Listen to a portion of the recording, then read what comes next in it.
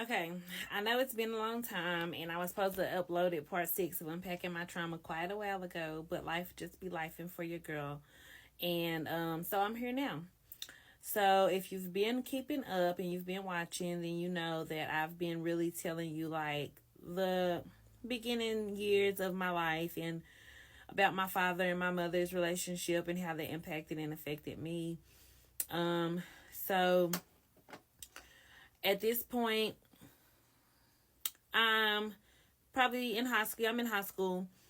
Um, so remember when I was telling you that my daddy used to say that I wasn't his and like somebody else was my daddy. So the name that he used to always tell me was Victor. He's be like, Victor is your daddy, blah, blah, blah. So let's fast forward a little bit to one day my mom is going on a date. And she introduced me to the guy, and his name is Victor. And they dated before my mom and my dad met. Okay, red flag in my head. Like, is my mama lying to me this whole time? Okay, so no, my mama hasn't been lying to me. My daddy is my daddy. We did DNA tests, all the whole shebang. Like, it's my daddy. He was just full of it. Okay, so they dated. My mom and Victor dated for maybe around 3 months. And then they decided to get married. So me and my brother didn't really know him well enough to be like, yeah, it's a great idea or anything like that. We wasn't against it. If my mama was happy, she deserved to be happy more than anybody that I know. So, okay, cool, run it. But let me tell you one time in particular that made me put my stepdaddy in the same category with my biological daddy. I had went to a church camp, and at this time, Lord knows I needed all the church I could get. I went to a church camp. It was like a weekend thing with my youth group. Me and my stepsister. I have a stepsister. And so we got back from camp, and my stepdad is there, and he picks up my stepsister, but then he leaves. He doesn't get me. And I'm like, whoa, wait a minute. How am I getting home? So one of my church friends, more like a sister, she was like, hey, my mama said that you were coming with us. And I was like, okay, cool. Didn't know why, but I love them. So I was like, okay, let's go. So we get to her house, and I'm there for just a little while. Then my mama comes and picks me up. But she shows up in a car that's not the car that I left her in. Like, it was a little raggedy, beat up putt-putt car. I'm like, whose car is this? And it has a drive-out tag. And I'm thinking in my head, you bought this? Like, if you could have seen the car, y'all, it was disgusting. But anyway, it was a car. So, long story short, over that weekend, I don't know what transpired. I never really asked. But my mom and my stepdad had gotten into some kind of argument or something. And my stepdad decides to put us out. Okay? He puts us out. We've never been in a situation where we could be put out because my mama always had her own house, her own car. Like, she was always standing on her own 2 feet. So this is new territory. Yes, we've been in abusive situations, but we ain't never been homeless that I know of. So,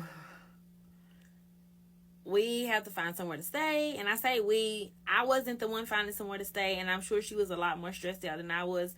But it was very hard on me. Like, you got to think, in probably like a year's time frame, I went from living in a house where I was seeing my abusive daddy every single day, which I had been used to for my whole life, and that was my comfort zone, to moving in with my grandmother and several, like 8 other people that lived in her house, to moving in with a man I just met 3 months ago, and now I'm homeless. And I'm in high school, so I've got regular teenage crap going on, and hormones and feelings and emotions. And it was a lot. It was really a lot. So I probably started spiraling out of control, I'm sure. Because at this point, I feel like nobody really cares about me. So why should I care what they say, what they think, what they want, how they feel? I'm going to run my life how I want to run my life, because I think I could do a better job than the adults that was put here to be in charge of me, because they're really screwing it up. That's how I felt back then. I'm an adult now. I understand life is hard. It doesn't come with a manual. Nobody's telling you what to do and what to choose. And I understand that. But back then, I felt like they was messing up my life.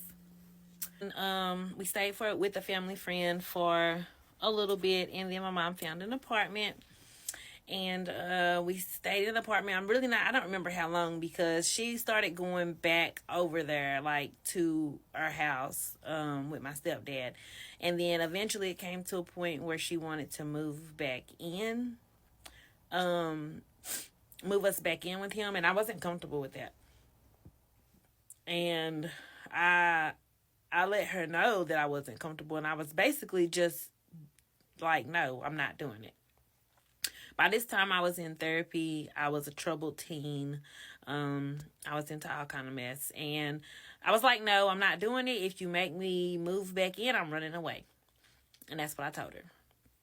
And so she didn't really force it on me, because, I respectfully pleaded my case. Like, I don't feel comfortable, like, with this situation. He put us out, and I barely know him, and then I gotta go live back in his house. What if he put me out again? Like, I don't want that kind of instability in my life, even as a teenager. Like, I knew that was not what I wanted.